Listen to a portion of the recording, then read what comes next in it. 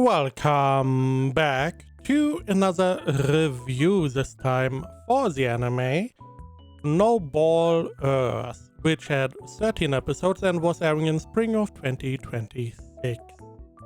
Synopsis on any list. Yukio, I'm going to make a friend, a shy boy named Tetsu. The only thing he had was a giant robot named Yukio. They became saviors in the fight against the galactic monsters coming from outer space. After the final battle, Tetsu returns to Earth for the first time in 10 years and witnesses an astonishing world. It's a frozen Earth, named Snowball Earth, where the entire land is covered in snow and ice, being turned into a deadly world. What happened to the human race? And will Tetsu be able to fulfill the promise he made to Yukio? So this one, first off, the art style is 3D CG ? One of those. I don't really have a problem with that. I would say they overdid it with some of the animation. Especially for the bad guy, essentially. But apart from that, I didn't mind it. It worked well. I found it not looking too bad. However, the kaiju looked a little bit weird, especially the enemy and KFC. You don't need to worry about that one, but that for, at the beginning. Now, in this anime, we have Yukio, which is the robot down here, that is controlled by Tetsuo, who's a black-haired guy. Now, essentially, Earth is getting attacked by these aliens, kaiju. They're like big, naked lizards, I guess. And I mean giant, not big. Giant. They are as big as a house, essentially. And humanity is, not really dealing well with them.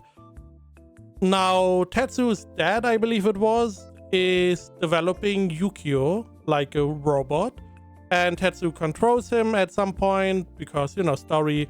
And he's fighting these monsters and becomes a savior because he's able to fight against these kaiju and defeat them with the help of Yukio. Now, stuff happens. Don't really want to go too much into. If you want to know more, just watch the show. But he's out. He's in the universe. He's in space, dealing with these kaijus. He's coming back, but essentially he is something went wrong and he is asleep for 10 years. 10 years later, he wakes up, everything is ice, everything is snow. And he's like, what the fuck happened? So he goes out and searches. And that is mostly where the story really starts. All the stuff beforehand was like a little bit of a background of the real story, which is Snowball Earth. The Earth is now covered in ice and snow. So we try to find new people, yada yada yada. Now, our main character, I don't like him. I just don't like him. He is a savior, he's doing good. Okay, he's a goody two shoes, not a problem. It's a staple. Who doesn't like a good person? Me, but most people like him. I like good persons, good people. Now, he also is very introverted. It does make sense because from a very early age, he is more or less only fighting against kaiju. He doesn't really have the ability to act or to interact with people his age. He always has to go on these missions and stuff like that. It does make sense that he's not as socially apt because he never got the chance to develop in that regard. Now, he has like a checklist, he has like a book, and that has like a checklist of stuff he needs to do to essentially make friends. to have like a social interaction with people. There's some innocent stuff like, you know, talk to people, greet people, you know, have a drink with someone, stuff like that. Now he wants to fulfill all the checklist to send whenever, for some reason, he assumes whenever he does all the stuff in the checklist, he's then, you know, done and he is fully functioning, or, you know, a sociable person. As the story progresses, he does interact with people, but somehow he doesn't really acknowledge that. Or the story doesn't really acknowledge that, which is a little bit weird, because this is like his thing, his flaw, that he's socially inept. Don't really like it, because it leads to some really stupid situations, which I don't really like. I don't like. You know, I mean, I don't like this character, so can't really do much about that. We also have Yukio, the robot. He seems pretty good. He is very supportive of Tetsu, because that is what he is supposed to do. And as we explore this, you know, snow planet, we uncover naturally other people, other kaiju. There seem to be different kaijus now, which is very interesting. We meet other people and we meet our enemy. Now, the enemy, he did stuff that I feel like is essentially unforgivable, because, you know, story-wise, he is responsible for some really bad stuff, and I'm like, you know, at what point would you say someone is unredeemable? How many people, as example, would someone have to kill? When at which point would you be like, you know what? Yeah, you can't. Now, one person, depending on circumstance, you could maybe argue, maybe a couple because of an accident, sure. But if someone kills like 5 people because you wanted to kill them, it's like, you know, is there a really good reason? A reason we are like, okay. Or is that like you wanted to kill them because feels like unredeemable? So I feel like this character, this enemy, is unredeemable. However, it is one of those, oh, maybe he can redeem. It feels like that at some point. Maybe he can redeem himself. Oh, we're going to, because our guy, Tetsu, he's a shonen character. He's a guy, he's not going to kill anyone. He's a good guy. I don't like that. It always rubs me the wrong way, especially because it is being abused in these types of, not specifically the show, but in other shows. It is being abused that the character is then going to be let free and he's coming back.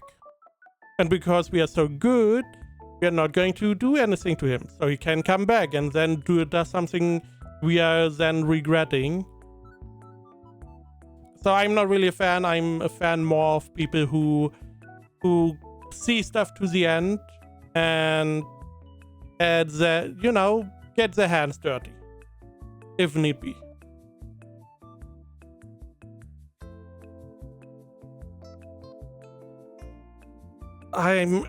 Okay, kaiju. Now, at the beginning, we have like one type of kaiju. It's the lizard thingy. Later on, we have other types of kaiju, which is interesting because this show never really explained how that happened. Now, granted, it's 13 episodes. We had a whole storyline going. We may have not have enough time to have more information about the other kaiju. Because there are other kaijus, it seems like kaiju fight each other, different types. And the question is just how? Does the kaiju evolve? Are they coming from somewhere else? Very interesting to see what really, you know, the evolution is looking like. I would have liked more of that. However, again, we had a whole storyline. We had a bad guy. The bad guy needed backstory, naturally. It makes sense. Even though after that we had more backstory, which didn't really make that much sense anymore because I, you know, thought he was unredeemable at that point. It didn't really matter what you showed me. However, that is neither here nor there. There's so much stuff that would be spoiler. This is always a problem. I do want to talk about stuff, but it would be too spoilery. And I don't really want to spoil too much in case someone wants to watch it, which I don't know if you want to. Again, the animation I didn't really have a problem with. Apart from some of the animation was too exaggerated, which it went a little bit too far. Because until that point, it seemed fine. Apart from some of the kaiju, I still feel like they are a little bit iffy. But Yukio, I feel like he looked pretty good as a robot, and that is essentially, I feel like, the strength of, like, if you go like CG or 3D, you can do really cool robots and stuff. The concept itself, I found, you know, I find it interesting that, you know, we have this enemy, this alien threat. We have to fight against it. We are trying our best. All humanity more or less got together and fought the big bad. And then essentially something happened and the planet is now snow. And these enemies, these kaijus are now on the planet, and we are trying to fight them off.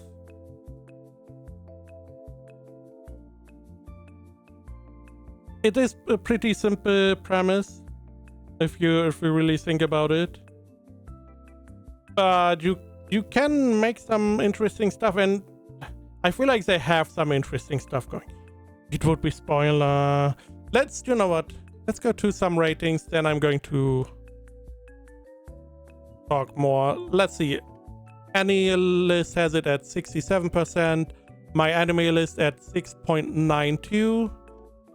Again, because of the animation style, I feel like the rating is automatically worse.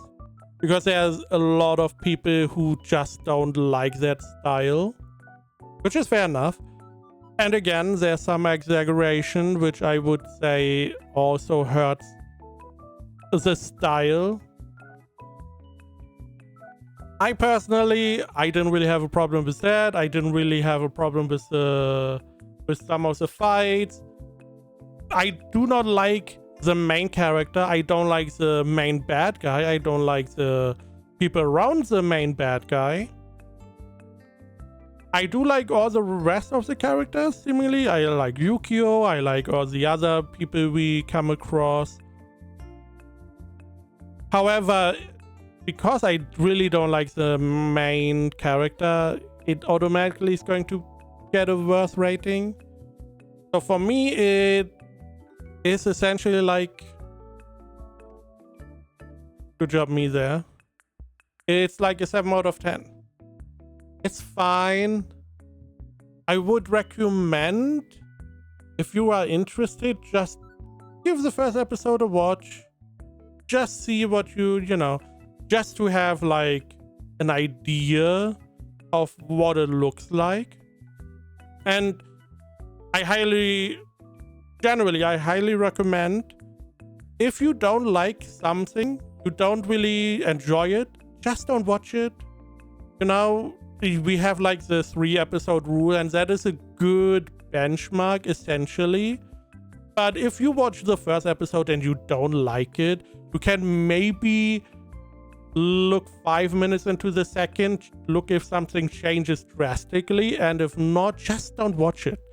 Just just go watch something else. You have like so much anime you can watch, so much anime you probably have on your watch list you always wanted to check out.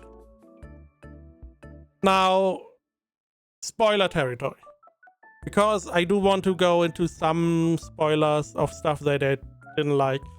First off, the main bad guy, his animation exaggerated with no end. Didn't really like that.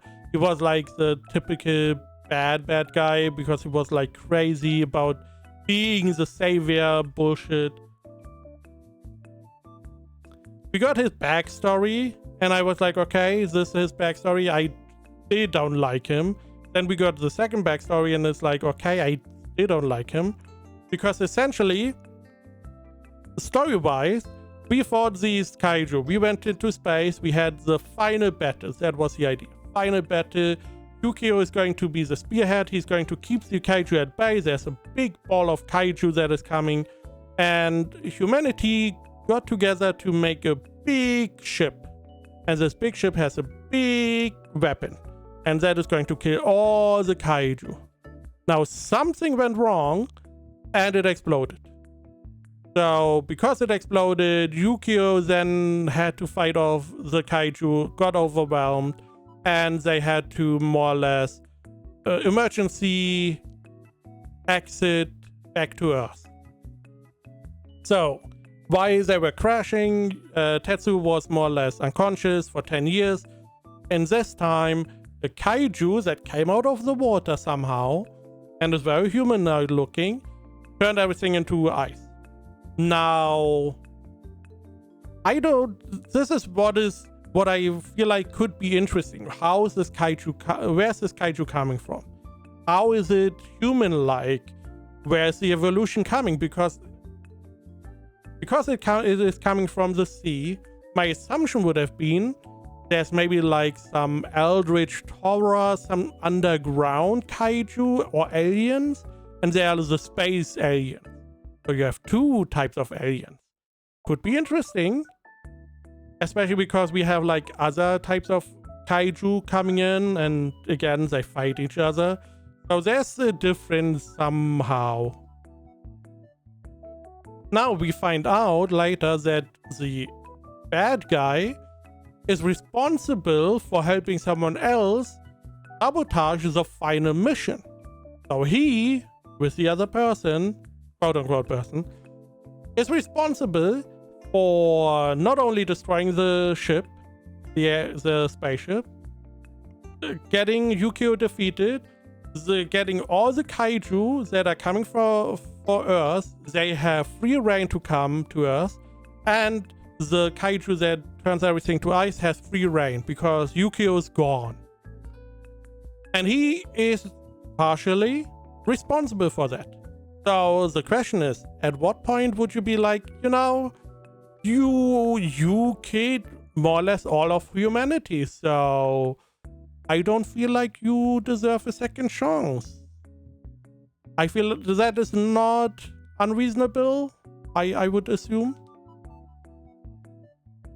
And it's like, and we have this whole shonen situation where our guy is coming out and he's like, oh, you can be savior. Why is this enemies on death's bed? And it's like, oh yeah, he's not going to kill him. It's just like, I don't, not what I really like. Kaiju itself, I mean, we have a bunch of different kaijus. There's a lot of unanswered questions. How do these exist? How are these people able to connect with these kaijus? We never really got an answer. It's seemingly random. You eat the kaiju meat, and if you survive and you get white hair, you get a kaiju assigned somehow. No, it didn't really get answered as well.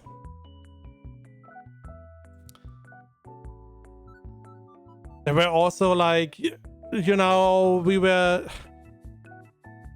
the group of the enemy, this guy who wants to be the savior. He has like a bunch of children who have also kaiju.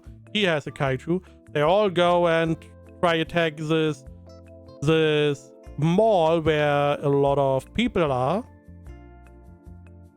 and they want to kill all of these people. They do have a different goal. They want to get the kaiju that is at the mall, but they also are like, yeah, we are going to kill everyone. Yeah, good job. Not really savior material. And Tetsuo finds that out. He's confronting them, and he's like, oh yeah, the book is like, you need, when there's a confrontation, you need to resolve it so that everyone is happy at the end. And it's like, yeah, but not here. You know, this is not the time. And it's like, also the bad guy, yeah, he has the ability, because every person gets like an ability of the kaiju. He has the ability to look into the future. Now he can only look so much into the future, so he gets like a bunch of different alternate realities essentially for the future. He can dive into one, and then he sees a different branch, and he can do that up to a different specific point, like 20 seconds as example, into the future. And he can check all the paths, which is the one that leads to victory. Now, at some point, he's doing too much. He's diving too deep. He's getting, you know, exhausted. This is really bad. He's getting hurt. I would have liked the consequence of that to be more severe than what it is. He just got hurt, and then he used the ability again, and it's like, what's the point? Well, what's the point? If at least the ability would now be unavailable, that would be good. So he essentially, he put everything into that one ability, and it didn't work, and then, you know, he now can't work with that ability anymore. It would have been a good trade-off, but he just was able to do it again. Not much else really to say. I feel like I already yapped enough, so 7 out of 10.